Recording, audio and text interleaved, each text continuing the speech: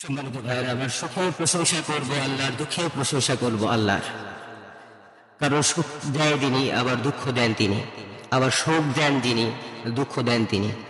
আল্লাহ রাব্বুল আলামিন বললেন ফিস সাররাই ওয়াদ দাররা, সুখেও প্রশংসা করবে আল্লাহ তাআলার, দুঃখেও প্রশংসা করবে আল্লাহ তাআলা। ছোট্ট একটি এক্সাম্পল দিয়ে আপনারা সকলে বুঝতে পারবেন আমার প্রিয় ভাইরা। এক রাজা আর উজির, তারা দুজনে, রাজার মনে বড় ইচ্ছা, আমার রাজার মনে বড় আশা, আমার রাজার মনে বড় আকাঙ্ক্ষা, সে বনে শিকার করতে যাবে।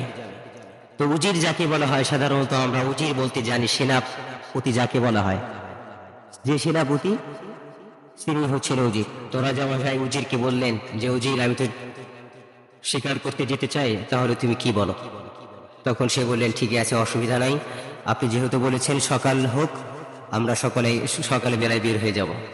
তো রাত হলো, সকাল হলো, রাজা উজির বের হলো, রওনা দিল শিকারের উদ্দেশ্যে। এবং এক পর্যায়ে রাজামশাই এবং উজির বনের ভিতরে চলে গেলেন। রাজামশাই সুন্দর করে তিনি শিকার করতে শুরু করলেন। শিকার করতে করতে এমন একটি সময় তার হাতে একটি বিষাক্ত পোকা কামড় দিল। পোকাটা কামড় দেওয়ার সাথে সাথে তার প্রচন্ড ব্যথা অনুভব হলো। উজিরকে ডেকে পাঠালেন। উজির আসলেন। উজির এসে দেখে তার আঙ্গুলে বিষাক্ত এক পোকা কামড় দিয়েছে। যে এই বিষাক্ত পোকার কামড়ের যদি বিষ শরীরের ভিতরে ঢুকে যায়, তাহলে সে মৃত্যুবরণ করবে, মৃত্যুর বুকে ঢেলে পড়বে। তার কোনো ওষুধও জানা ছিল না। এমত অবস্থায় তার মধ্যে একটা চিন্তা চলে আসলো। চিন্তাটা হলো এই, তার কোমরে যে তরবারিটা ছিল, সে তরবারিটা বের করে রাজামশাইকে বলল, আপনার আঙ্গুলটা সোজা করে ধরে। সোজা করা ধরার সাথে সাথেই তিনি তার কোমরের তরোয়ালটি দিয়ে তার আঙ্গুলটাকে কেটে ফেললেন। এখন প্রশ্ন হলো, তার কষ্ট আগের চেয়ে কমছে না বেড়েছে? তার মানে তার কষ্ট কিন্তু আগের চেয়ে বেড়ে গিয়েছে। আগে তো ব্যথা ছিল, অন্তত আঙ্গুলটা ছিল, এখন আঙ্গুলটাও নাই, ব্যথাও বেশি।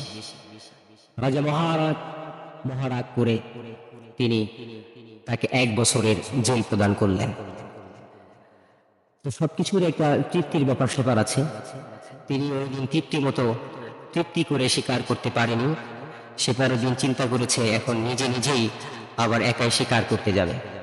তো উনি একাই স্বীকার করতে গিয়েছেন। স্বীকার করতে যাওয়ার পরে স্বীকার করতে করতে এমন একটি জায়গায় গিয়েছে, বন্য মানুষ, যেখানে বন্য মানুষ এক মানুষ আর এক মানুষকে খায়।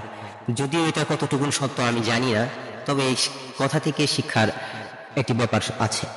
তো আমরা শিক্ষাটা নিয়ে নেব। তো বন্য মানুষের কবলে যখন পড়লেন, তাদের রাজামশাইয়ের কাছে এই রাজামশাইকে হাজির করা হলো।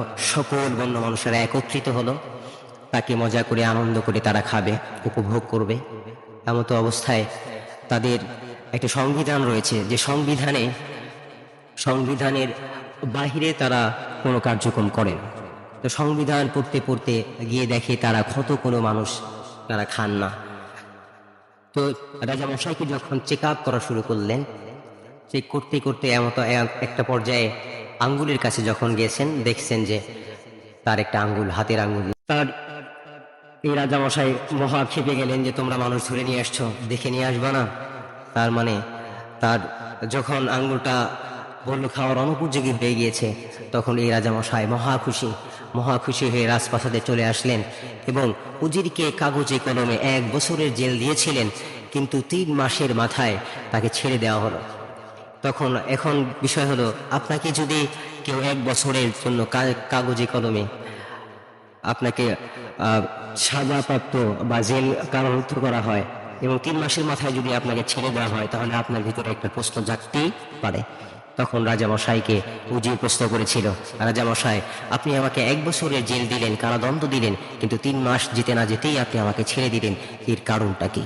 তখন তিনি বললেন যে আমি একাই নিজেই গিয়েছিলাম শিকার করতে, কিন্তু শিকার করতে গিয়ে বন্য মানুষের পাল্লায় পড়েছিলাম। আজকে তুমি আমার হাত থেকে কেটেছ বিধায় আজকে আমি সেখান থেকে বেঁচে আসতে পেরেছি।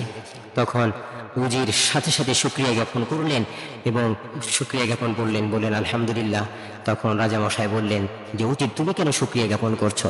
তখন তিনি বললেন যে আমি এই কারণে শুকরিয়া জ্ঞাপন করেছি যে আপনি তো আমাকে ছাড়া কোথাও যান না, কোথাও কিছু করেন না, আমাকে ছাড়াই কোথাও কিছু যান না, কোথাও কিছু করেন না, তাহলে আপনি তো আমাকে নিয়ে যেতেন, আমার তো কোনো শরীরে কোনো ক্ষত নাই, কোনো দাগ নাই, কোনো চিহ্ন নাই, আমি সুন্দর মতো তাদের খাবারের পাত্র পেয়ে যেতাম আর আপনি ছেড়ে যেতেন।